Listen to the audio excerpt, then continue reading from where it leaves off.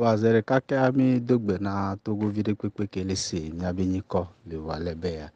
E mi dogbe na togovi ko gbedo na Togo Nouvelle Vision be channel la kwa mi dogbe na amesi ame tohede. Wa mi la po bi considère que mi dongbe le 1er février o di mi apeto mi ato gbe mon seigneur bojuru. Wa oso eso dado bi teple mamle toi. Wa kengbe mi la aido développer madia. Et mi ado e yomine fane et voilà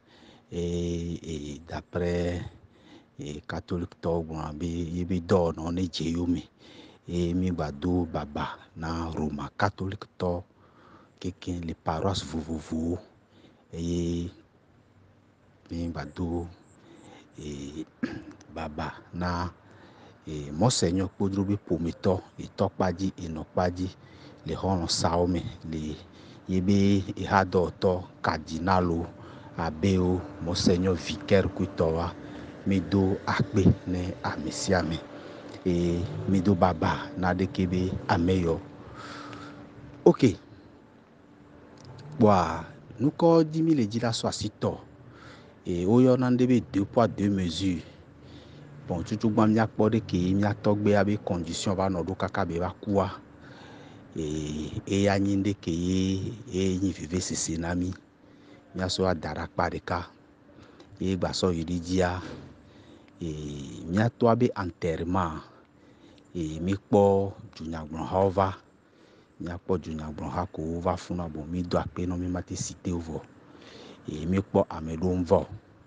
mi mate do agona wachon. Voilà, parce que na mere la ya me be cho homia monyina ejizizi alo et force benyon. Voilà, ne belia eya ewa boa e afire do viviti do mianto e mi la a clarifier na enoi e le nyibere ko e mi la kpo be jirudua no mi so monseigneur Podro ama me kpo benyo e nyi monseigneur. Voilà, e gba do nu politique mi chan vide mi be do nu politique mi ve do nu politique mi to. Voilà, mi la kpo be diriger et conférence nationale souveraine. Après conférence nationale souveraine e gba to ni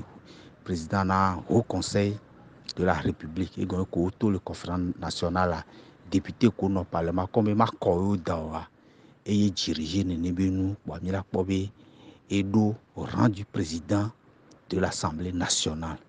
que ne ola dine ne ba me ola dile awuya ya de me ke jidudua et la a osiasia la aux délégation la va wa mi la kpo be et monseigneur Dose Casimir Robert Agnon écoule jumifia et c'est la godie a ome sunu et le premier ministre à l'époque du Clotonto va avec une forte délégation au va le nebe TPA et a mesige edem ko juku jidudwai ebe hne oraison funèbre apito agboibo oku jidudwa e yirufun amo kekan odun politique me over oraison funèbre et apito feu Patrick Lawson eku jukloto am yipepe over et don ameroda délégation ministérielle à la tête du ministre d'État ministre Gilbert Pawara et va oraison funèbre Jovi Gali ancien avocat et ba ni membre actif na UFCB atime kabeni eku jidudwa ba mo over. Voilà, mais et yaya min kpo ne nebenu ba enyinde ke mi le buta mi soso nyiso benu kenti monseigneur Podro koko me ke lesia ekua e jidudua e mfa de inya seta yebi pako seta oraison funèbre quoi ne mi agbanwa jidudua voa o na mo nu kenti o wa mi so point d'interrogation so do fun kwa ame vovo ko kuva yo image ole wa mi la passer monseigneur Dose Agnon Casimir Dose Agnon kebe kuwa zizi keme yi o dido de que gouvernement to déplacé kudo grand respect et du pourtant tout il va décorer et dès que on est ma Monseigneur Casimira voilà le nebelia et ya et on quoi mais il a passé Monseigneur Casimir Dosé Agnon parce que Monseigneur coup donc a mis la comparé à me via na moi pas vidéo bon parti viré pour mi la passé et na moi wa pas Monseigneur toqué Johnny sort le 1er février et 2024 à quoi benade et sort le dimanche.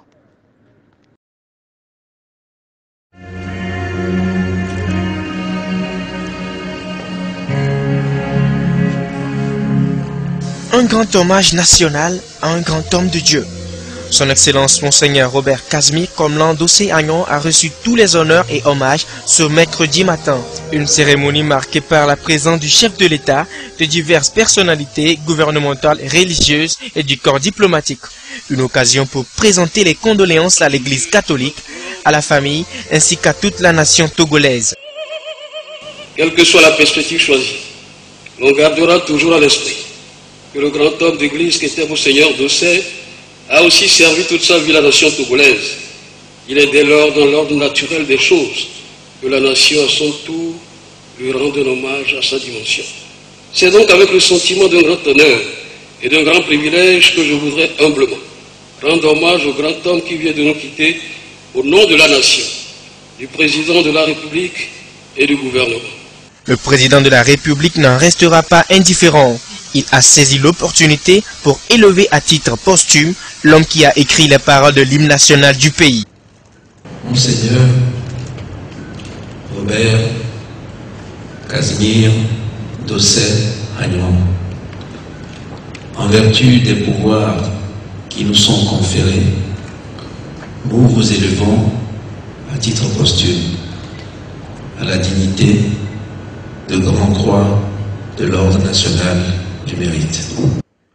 Et pour ceux qui l'ont véritablement connu, l'on retiendra de lui la marque d'un citoyen exemplaire et un vaillant homme de Dieu. D'abord un pasteur de l'Église, un excellent pasteur de l'Église et un patriote, un citoyen à part entière qui pendant toute sa vie, depuis ses études jusqu'à sa mort, a toujours été un citoyen exemplaire. Un panafricaniste à sa manière et quelqu'un qui a réellement déployé beaucoup d'efforts pour construire quelque chose de remarquable dans notre pays. Quand on le connaît, on sait que c'est un homme de grand esprit et de grand cœur aussi. Il nous invite tous à ne pas oublier Dieu, à être ouvert à Dieu, à être ouvert à nos frères et sœurs. J'avais beaucoup entendu parler de Louis. Il m'a donné l'impression d'humilité, c'est l'impression que j'ai eue directement avec lui, d'humilité. Comme il m'a accueilli, comme j'ai dit que je voulais m'incliner devant lui comme un grand frère. Mais lui m'a accueilli comme nonce apostolique, au contraire, il voulait s'incliner. Il m'a donné une bonne impression. L'histoire retiendra un parcours riche d'une grande personnalité. De nombreuses réalisations ecclésiales, sociales et culturelles restent à son actif. Pour rappel, l'homme de Dieu a rendu l'âme le 15 avril dernier. Monseigneur Casimir Dosé Agnon, c'est 89 années de vie, 62 années de sacerdoce et 52 années d'épiscopat avec un titre de premier archevêque togolais. Bon, mais là pour vidéo Monseigneur Robert Casimir Agnon. Mais écoubé con qui quoi me va le me quoi du pour toi et aussi à se déplacer va au décorer on est à titre posthume. Bon, et n'inde que mi susu me djidjide. Parmi les bios c'est bien encore alors que Monseigneur Podo va se recoudo du nyagbon hao be moji ade eyena ne be noa. Parce que et n'y a bien c'est béni mi le wolo parce que nous sommes Monseigneur Podo akpekpen me lesi koko me lesi voix de que jidoudua valoriser wa fi ke nioa mi le pona noa mi ngbobi jidoudua e on ndeno alone jidoudua va pour la fond mais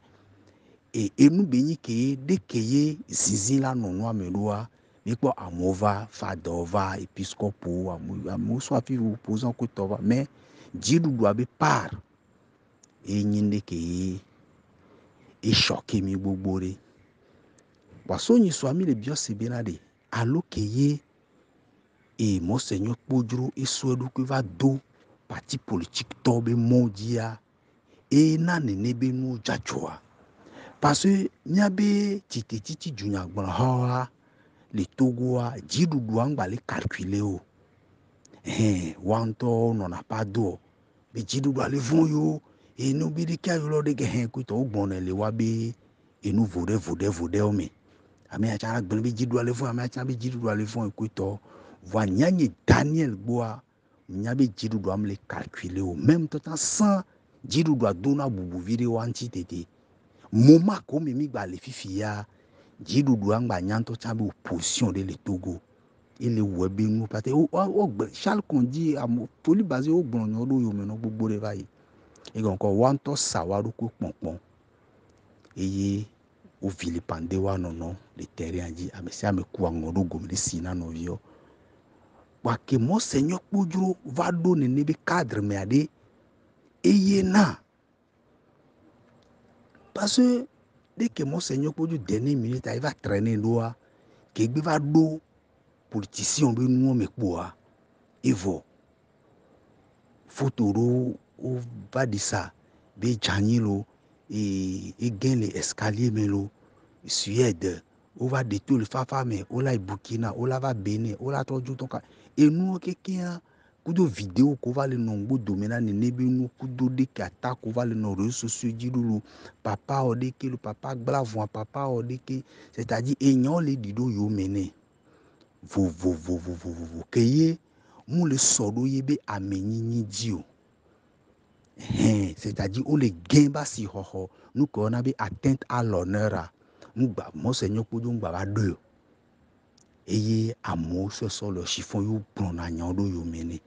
wa saga ke même donnant nous politiciens be nyamoa même c'est na monseigneur Podro be et nous be wa ke be va rentrer d'opposant va pa kambe ya cheminer kudoa ye nous ko va tu ami pe pa mi le bobina de alo ne be nous ji jukpo to base e jidu do base do e be kanra lentia bon il y a son coup d'arrêt parmi son point d'interrogation sur le fond bois mila noté mi abe on a do fi donc à le semaine que mila to va dia mila au volume 2 concernant polémique ko le dit so monseigneur Podro be didi anti bon amaku odi vami gbale pobena enyan gbale to enyan gbale va enyan ro di na san yemi sena nyomi so be ke monseigneur Podro pe kupoa enyan pa le fun va enu enyan gba poto le kaka na kurugbe wa enyinde ke mi la va développer le volume 2 ami wa mi do ezamboko na amisiame